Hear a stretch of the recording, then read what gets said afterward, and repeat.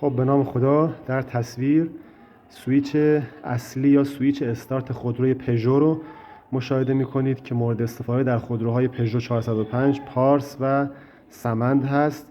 این سویچ 3 سوکت اتصال داره به رنگ‌های مشکی، خاکستری و قهوه‌ای که سوکت مشکی از پایه شماره 1 برق رو دریافت میکنه از جعبه تقسیم کالسکه‌ای در خودروی پژو و پایه شماره 2 که در تصویر سمت راست هست برق رو به استارت میده.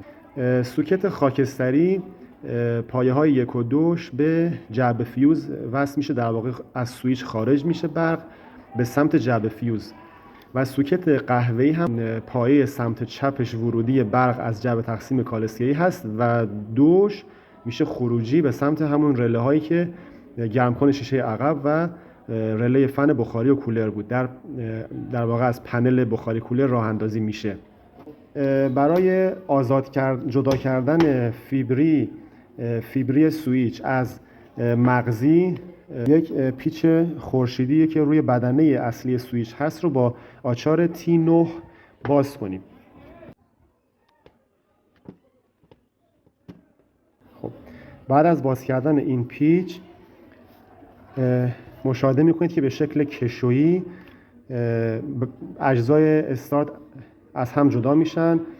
بدنه کناریش رو میذاریم کنار.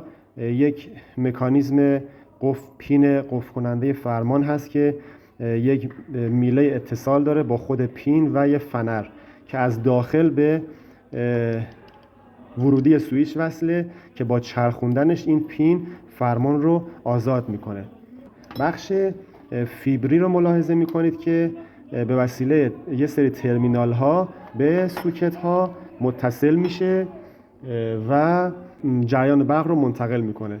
برای آزمایش اینکه آیا فیبری و ترمینال ها سالم هستند یا نه، ما باید این قسمت ورودی فیبری رو بچرخونیم در وضعیت‌های مختلف، حالا برق موتور خاموش سویچ بسته یا در حالت ACC مدار لوازم جانبی یا حالت IG مدار جرقه و یا حالت استارت.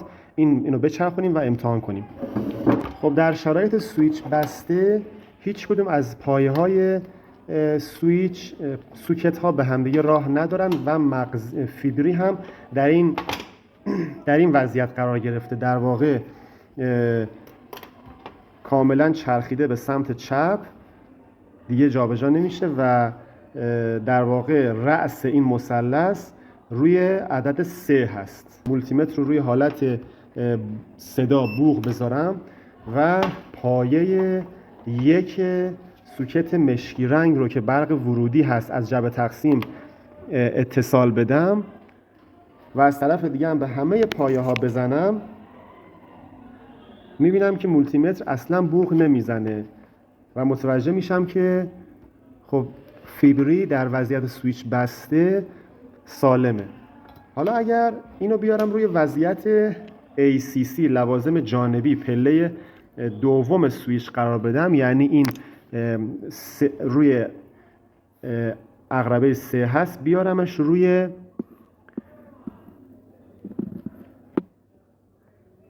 این حالت که رأس مثلث رو 5 و یک دایره هم اینجا در واقع